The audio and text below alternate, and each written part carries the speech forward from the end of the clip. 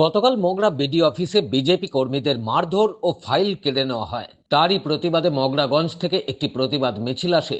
তারপর মগরা থানার সামনে পুলিশের সঙ্গে ধস্তাধস্তি হয়।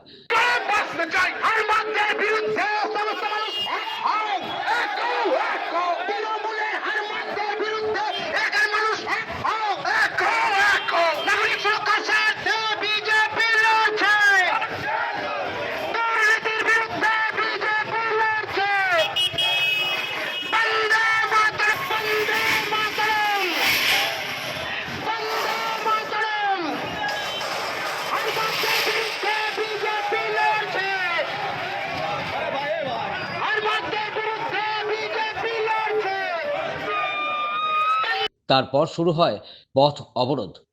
অবরোধের জেরে যানজটের সৃষ্টি হয়। উপস্থিত ছিলেন রাজ্য নেতা ভাস্কর ভট্টাচার্য, বিজেপি নেতা স্বরাজ ঘোষ, সুরেশ সাউ সহ জেলা নেতৃবৃন্দ। পরে বিশেষ একটি প্রতিনিধি দল মগরা থানায় ডেপুটেশন দেন। প্রায় ৪৫ মিনিট ধরে চলে অবরোধ। বিজেপি কিন্তু ভয় পায় না। এসআইআর যদি করতে না দেন, ফর্ম 7 যদি আপনার জমা না দেন, তাহলে জানবেন ভোট হবে না। ভোট না হলে রাষ্ট্রপতি শাসন জারি হবে। কোথায় থাকবে ওসি? ওসি আপনি কোথায় থাকবেন? থাকতে পারবেন না। কোথায় এখন ভারতের জনতা পার্টি 2026-এ বাংলায় ক্ষমতা নেবে এবং এই ক্ষমতা কিন্তু গণতান্ত্রিক উপায়েই নেবে। তাই এখন থেকে সচেতন হয়ে যান।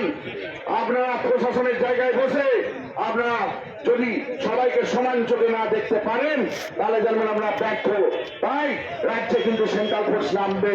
আজকে এই মগরার বুকেতে যে ঘটনা ঘটেছে, ভারতীয় জনতা পার্টি রাষ্ট্রবাদী কার্যকর্তার গায়ে হাত এবং সে জেলার জেনারেল সেক্রেটারি, এটা শুধুমাত্র একটা হাত নয়, এটা পুরো বিজেপির গায়ে হাত।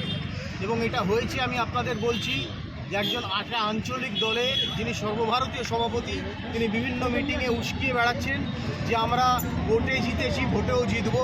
সুতরাং এরা ভেবে নিয়েছে, যারা এইখানকার তৃণমূলের নেতৃত্ব আছে, তারা ভেবে নিয়েছে আমরা যা ইচ্ছে তাই করতে পারি ভারতীয় জনতা পার্টির ওপর, কারণ আমাদের সঙ্গে পুলিশ আছে।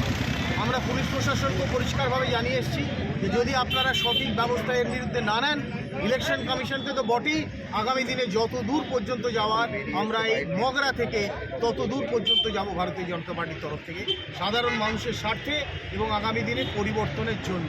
অন্যদিকে চুঁচুড়া মগরা ব্লক তৃণমূল কংগ্রেসের সভাপতি তাপস চক্রবর্তী বলেন, নির্বাচন কমিশনের হয়ে কাজ করছে বিজেপি, এরপরে আবার এলে আবার পাল্টা মারা হবে। আরও তিনি কি বলছেন শুনবো। এই বিজেপি ইলেকশন কমিশন অফ ইন্ডিয়াকে লাগু করে, তাদেরকে কাঠের পুতুলের মতন ব্যবহার করে যে সমস্ত মানুষের জন্য যে হয়রানি করছে, বিগত 1 মাস ধরে বিভিন্ন রকমভাবে হয়রানি হচ্ছে মানুষের হয়রানি হলে দরকার পড়লে তারা আবার নিজেরা এক একজনের 200, 250, 400 করে ফর্ম নিয়ে এসে বৈধ ভোটারের নাম বাদ দিচ্ছে। বৈধ ভোটারের নাম বাদ দেওয়ার চক্রান্তে যদি কোনো একটা বৈধ ভোটারের নাম বাদ যায়, দরকার হলে আরও মারব। যে বিজেপির নেতাই আসুক না কেন, সে জেলা, রাজ্য, ব্লক স্তরে যে নেতাই আসুক না কেন, মানুষের স্বার্থে দরকার পড়লে আবার মারব। ওরা তো থানায় অভিযোগ করছে আপনাদের নাম। হ্যাঁ, অভিযোগ করুক না, অভিযোগ করুক। আমরা জনসাধারণের পক্ষে আছি। জনসাধারণের বৈধ ভোটারের নাম আমরা কোনোভাবে বাদ দিতে দেবো না। এই চক্রান্তের বিরুদ্ধে যারা চক্রান্তকারী, তাদেরকে রুখে দাঁড়াবার জন্য যা করতে হয় করবো আমরা। মগরা থেকে ব্যুরো রিপোর্ট, খবর নিউজ 6।